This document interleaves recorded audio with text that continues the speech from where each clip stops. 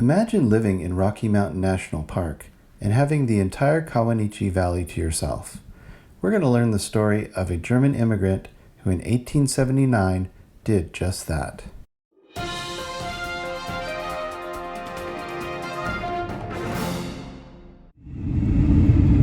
Good morning, day 10, Sunday. We are heading to church. We are leaving the town of Meeker, Colorado. Going to Craig. And going to Craig, which is about an hour. And then we're heading up into the Rocky Mountains, which is about another hour drive or so, to go to the visitor center and do maybe a hike and go to our campground. Could be really fun. Let's go. And the road came to a screeching halt. There's a cowboy up here on the right, coming to the rescue. The cows got out. Uh-oh. And there's a cowboy up here trying to wrangle those cows. I think this is a hazard of being in Colorado.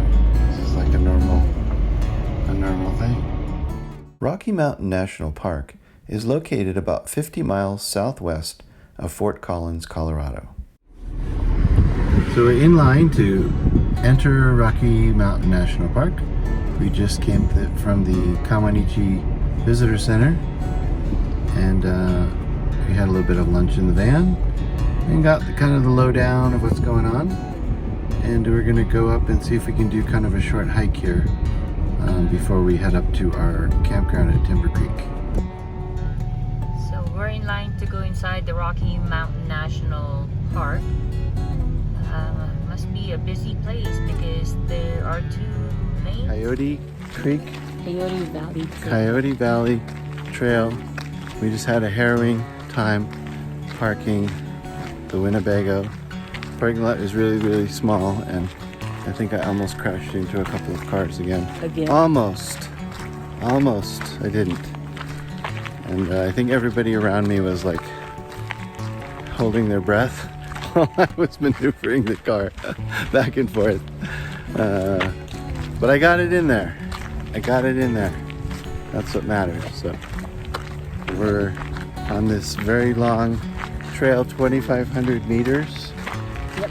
Which I don't know how many feet that is, or miles. 2,500 feet, I think. 762 meters. 762 meters. Okay, 2,500 feet. So that's half a mile each way. Okay. Well, it's a beautiful day. Temperature's perfect, and I think we're gonna have a good time. The Coyote Valley Trail follows the Colorado River and features 5 overlooks. We'll learn a lot about the Coyote Valley, but luckily there's quite a few benches and places to sit. It's relatively flat and only about a half a mile. All right, so we're coming across the river, Rocky Mountain River? Colorado River. The Colorado River, really? Oh, okay. So is this where, like, if I peed on this side, it would go to the Atlantic, and if I peed on this side, it would go to the Pacific? Wow. The Colorado River. Wow. On the park's west side, in the Never Summer Mountains, the Colorado River begins as a tiny stream fed by snowmelt. Downstream, it provides water to 40 million people. These mountains were pushed skyward by Earth's forces 40 to 70 million years ago. They were then sculpted by multiple glacier episodes. However, even though this seems very long ago, the Rockies are actually very new in geologic terms. The hills are alive with the sound of music.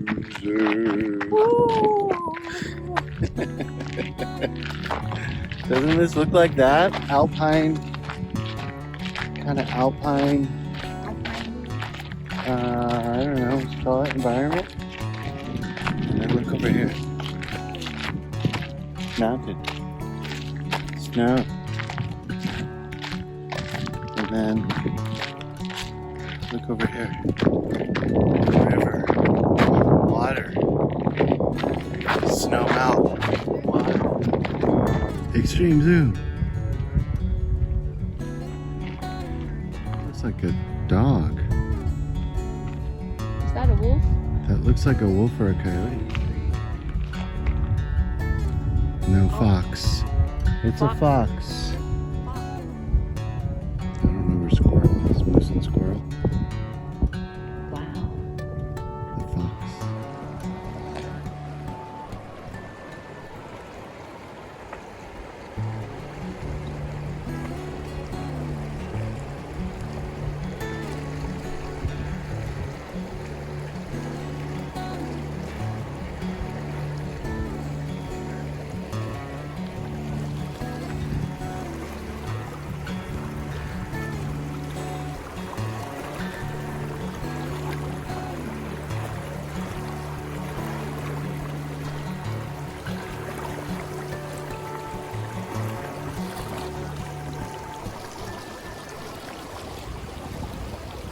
Riparian ecosystems are busy places.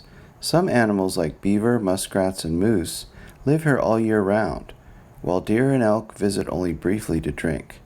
Birds nest in the plant understories, and trout spawn in the shallow waters. All kinds. Got his best side. Life teems here along the stream bank. More plant and animal species can be found in a streamside or riparian ecosystem than in any other environment in the Rocky Mountains. Moist soils here commonly support alders, willows, birches, and other lush plants that provide ample wildlife habitat. This is actually the start of the Colorado River. There's like floodplains back there in the mountains that kind of start in a big open area, and then it all necks down into this. And then this is a great map. It sort of shows you where we are, in relation to Denver. And then it goes through Arches, Canyonlands, Glen Canyon Dam, Hoover Dam, Davis Dam, Parker Dam, Imperial Dam, and into Mexico and the Gulf of California. Yeah, so all starts right here. At the age of 14, John Holtzwarth left Germany in 1879 and boarded a ship for America. He worked at a variety of different jobs. In 1893, he moved to Denver and worked at the Tivoli Brewing Company. This is where he met his wife, Sophie. They were married the next year in Denver, and while operating a saloon and boarding house, they had 5 children. They learned that large portions of the Rocky Mountains were available for homesteading. Their successful life would drastically change between 1914 and 1916 as World War I began and Prohibition came to Colorado. Suddenly, the Holtzwarth family had to face the reality of a changing world. With that came the opportunity to start over. They homesteaded 160 acres on the west side of the Colorado River in the Coyote Valley and built a small cabin in 1917. This landscape has witnessed hundreds of years of human activity. Early on, Utes and Arapahoes hunted in this valley every summer until the 1870s. Homesteaders later tried ranching, but many found their fortune in tourism. By the 1920s, Never Summer Ranch and other dude ranches offered horseback riding, fishing, and home-cooked meals to visitors. And I found the world's most perfect Christmas tree. I wonder if I can get it in the car. This miner's cabin is one of the oldest buildings left standing in the Coyote Valley. In 1902, Joseph Fleschitz homesteaded 160 acres here with the intent to live on the land for at least 5 years. Life must have been hard. In 1911, he abruptly abandoned his cabin and was not heard from again. After a wonderful day of adventure and discovery, we made our way north on Trail Ridge Road up to the Timber Creek campground. It'll be nice to get something to eat and relax for a little while. Tomorrow we plan to head north up into the alpine region of Rocky Mountain National Park. It's supposed to be some stunning scenery, beautiful drives, and at one point around the lava cliffs area we'll be at over 12,000 feet.